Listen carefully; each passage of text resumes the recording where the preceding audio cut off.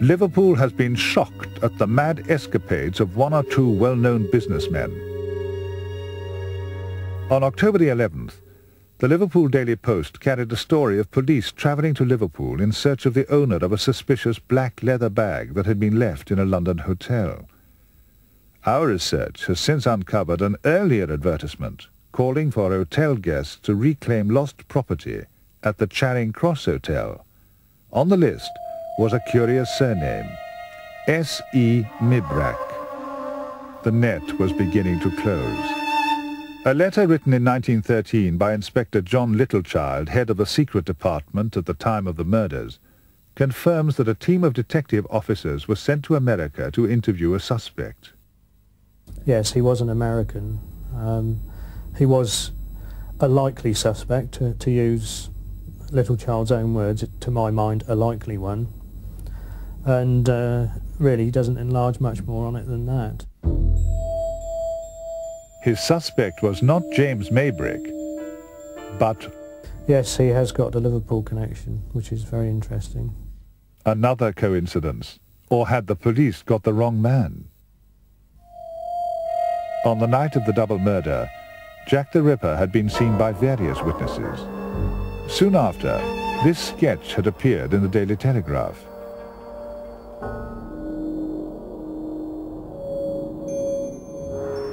Seen alongside two photographs of James Maybrick, the likeness is startling, from the shape of the face and the hairline to the nose, eyes and eyebrows.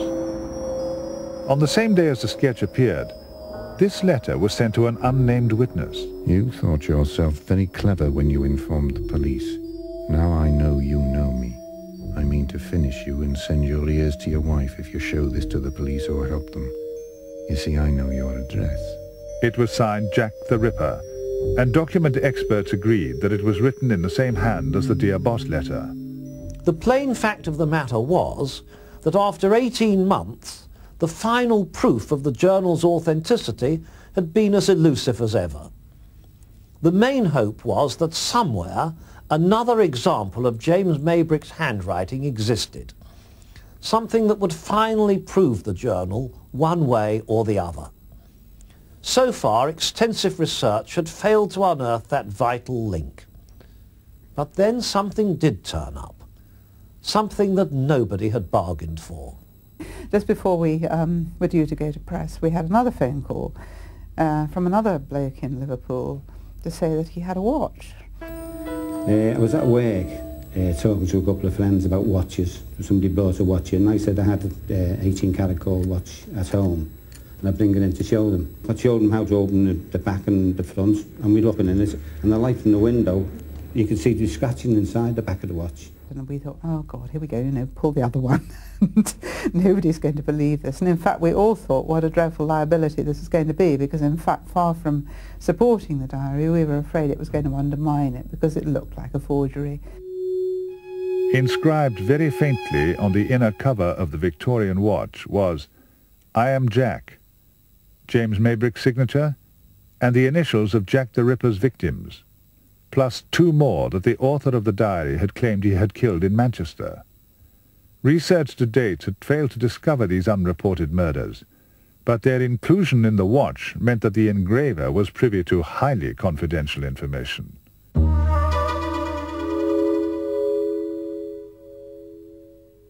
I did like Don Rumbolow's remark, this gets more and more like the William Henry Ireland forgeries all the time. First the document, now the artifacts are starting to turn up. My initial reaction to the watch was exactly like yours, that, you know, this is just too good to be true, it's got to be concocted. But this microscopic evidence does seem fairly conclusive. At Manchester University's Institute of Science and Technology, one of the country's leading metal experts, Dr. Stephen Turgoose, examined the scratches under an electron microscope. He found nothing to indicate that they had been done recently, and, importantly, several minute particles of brass left by whatever instrument had made the engravings had, unlike the gold, corroded enough to suggest that they had been embedded in the surface many years earlier.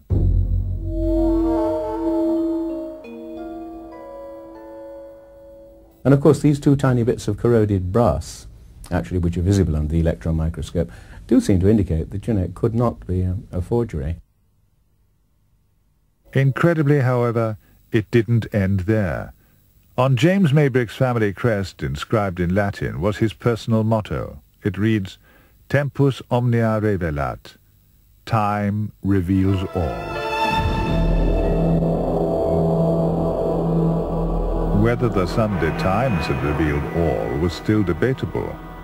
Among other things, together with document examiner Kenneth Rendell, they had accepted the Oxford English Dictionary's reference that the term one-off, used in the diary, had only come into common usage in 1934.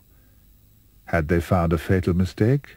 You have the vernacular use of expressions long, long before they get into the dictionaries, and certainly the use of one-off, which was one that caused trouble at the beginning, we've now found turning up in builders' records and in engineering records in the 1860s and earlier. This time, the diary had not only proved to be historically accurate, but it had exposed the shortcomings of existing reference material. Nevertheless, opposition to it was still mounting. Forensic scientist Rod McNeil, having conducted an ion migration test on the ink and paper, was adamant the diary had been written in 1921, give or take a dozen years either way. Later, however, he conceded that long-term environmental conditions could make the document even older. I was in Melbourne when somebody said to me, oh, it's all been proved to be a fake. And I said, oh my God, no. Then they produced me the press cutting in which he said it was a fake written round about 1921, give or take 12 years. I said, oh, thank God for that. That means it's definitely genuine. There is no way that this journal could have been produced between 1909 and 1933, as he claims. The whole description of the murders is not one that anybody would have been capable of putting together at that time. Without realizing it, Dr. Turgoose, McNeil and the Oxford English Dictionary had put the cat back among the pigeons. If it's a forgery, I think it was done in 1987 or 1988. Or earlier. No, I don't think it was done any earlier. I think it would be difficult to exclude the possibility, for certain, that this was the workings of someone's fantasy at the time of the Ripper killings. But I would find it difficult to believe that. I think there are certain items of information that are contained within the diary that wouldn't have been available at that stage, wouldn't have been known at that stage. Similarly, the psychological processes that the killer was going through as reflected in the diary would have been difficult to have consciously forged at that stage. There were no Ripper murders in October. Once more, the diary supplies the reason. I have been unwell. The whole of my body is pained. By November, the Ripper was ready to begin again. According to the diary, James Maybrick's room in Middlesex Street had outlived its usefulness, and staying at his brother Michael's London address presented its own problems. If it were not for Michael insisting we take dinner, I would have tried my hand that very night. I curse my stupidity. I was forced to stop myself from indulging in my pleasure by taking the largest dose I have ever done. The pain that night is burned into my mind. I vaguely recall putting a handkerchief in my mouth to stop my cries. I believe I vomited several times. Pain was intolerable. I'm convinced God placed me here to kill all whores. For he must have done so. Am I still not here? Nothing will stop me now. On the morning of November the 9th, Thomas Bowyer left his employer's shop on the corner of Dorset Street to collect some rent from the tenant at number 13 Miller's Court around the corner. Getting no reply, he went round to a side window where an old rag had been stuffed into a broken pane. Pushing it aside, he looked in. What he saw would stay with him to his dying day. What had been Mary Kelly was lying on the bed. The surface of the abdomen and thighs was removed, and the abdominal cavity emptied of its viscera. The breasts were cut off, the arms mutilated by several jagged wounds, and the face hacked beyond all recognition.